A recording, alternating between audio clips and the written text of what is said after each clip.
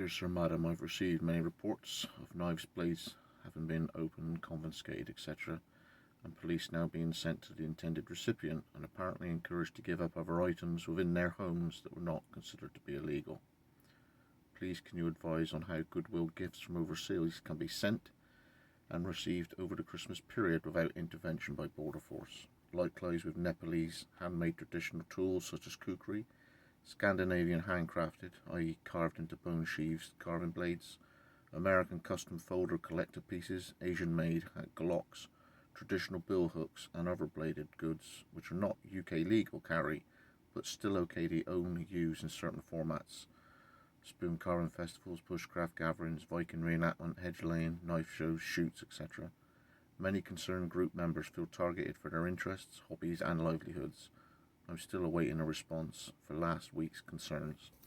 Regards, Scott Wessex Blades.